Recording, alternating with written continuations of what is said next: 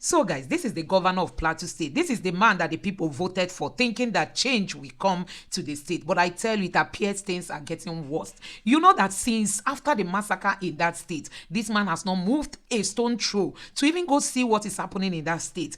And as it appears now, the people are laying allegation against the government and against the security agents. They say the security agents are aiding the bandits, aiding them, giving them cover up. And that is why this menace is continuing. As I'm talking to you now, I tell you, there is a whole lot going on in Mangu and also Bokus.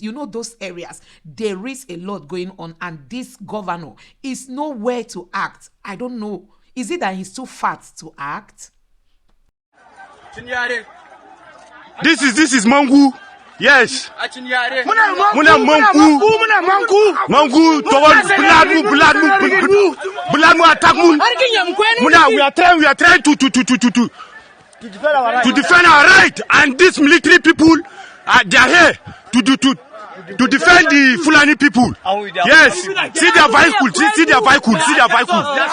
Yes. They are shooting us. They even killed 2 of our. This is Oasis Church being destroyed by Muslims in our village, in our area. Please, we need help. We need security help. We need everybody's help. Please pray for us. This is Oasis Church in Kwas Nair, Mangu local government. The only way for us to know exactly what is the motivation behind these killings is for security agencies to be able to arrest just one of the perpetrators of these crimes. So that way that individual can be interrogated. We'll find out what is the motivation behind their actions, who is funding them, who is sponsoring them, where are they from?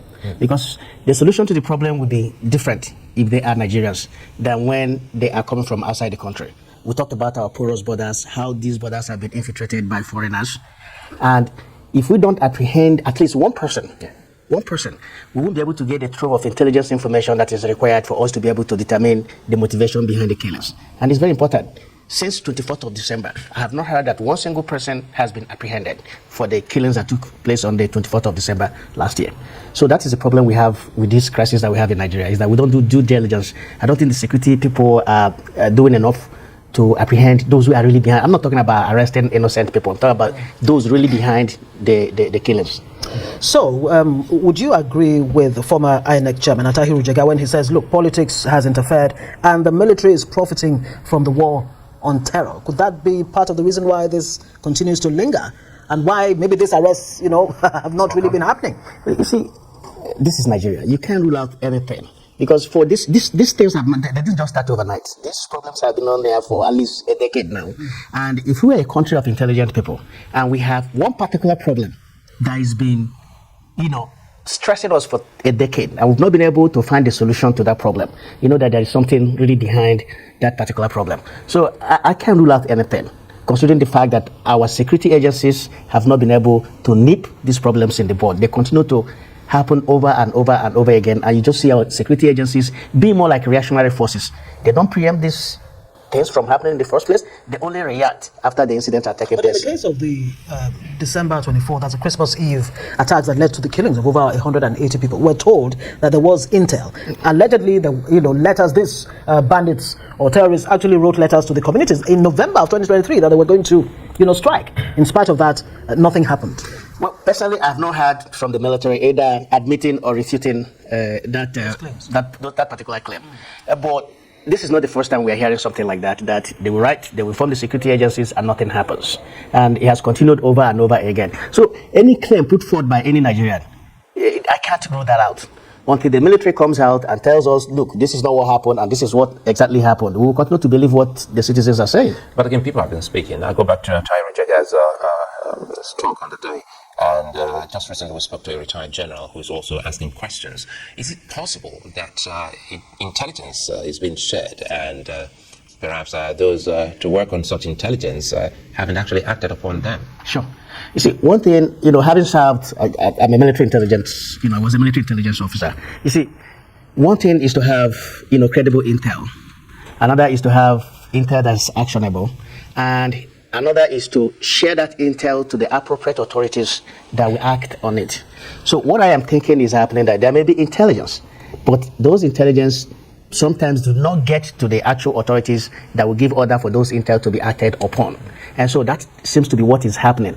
If indeed there was intel given to the armed forces and they failed to act, it's possible that it didn't get to the authorities that could have given order for that intelligence to be acted upon. You can have an intel that will lie with you. You don't have the power to order for that intel to be acted upon until something happens. So not everybody has the ability or the authority to order for certain actions to take place. So there's a huge gap between getting intel and ensuring that intel actually gets to those who will give the go ahead, utilize it. for something to be done. Well, FCT, let's talk about the FCT, where there are growing concerns about the state of insecurity, kidnapping, and what have you, and the brazen audacity of these criminals in the FCT. Well, Wike is saying set up vigilante groups, is asking the community leaders, to come up with vigilante groups. How effective will those be, or how should they be made effective if vigilante groups are the way to go? Well, how effective they will be depends on how they are organized, who the individuals are. I heard the FCT minister said that they should, vet those people, provide them to make sure they're the right people. Now, if they get the right people in place and they provide them with the right equipment, maybe they will be effective. But it goes back to what some of us have been agitating for. Because if you look at local government setting up vigilante, there's nothing different from states having their own police. Security is local. There is nobody who will understand your community better than yourself. The type of policing structure that we have in Nigeria is one of the reasons why we're having this high level of insecurity. Because you have a policeman who is from Bauchi State, you recruit him in Bauchi State, train him, and you send him to Bayelsa. He doesn't understand anything about Bayelsa, doesn't speak their language. He can be right here while people are planning on how to carry out criminal activity, and he won't understand it. So instead of all this, because all these solutions they're proffering, as far as I'm concerned, are just short-term temporary solutions. We need a permanent and long-term solution to these problems. And the long-term permanent solution is states having their own security activities. So that way, if something happens in that state, you can hold the governor of that state responsible. Right now, you can't hold any governor responsible if there's a breakdown of law and order in his state, because he can tell you, I'm not the chief security officer. There's only one chief security officer in Nigeria, and that one chief security officer in Nigeria is the president and commander-in-chief. Is that why the curfew in Plateau State doesn't seem to be working?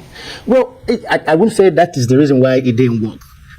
The curfew was only for 24 hours, and the criminals knew it was just for 24 hours. Maybe before they put in the curfew, they didn't take into consideration that, look, this curfew, something may happen as soon as the curfew expired. All the people had to do was just to wait it out. So which was exactly what they did. Is it possible for anyone to really profit on insecurity? There are people who are contractors in the defense industry who, so long as we are having these insecurity problems, they will be profiting from it.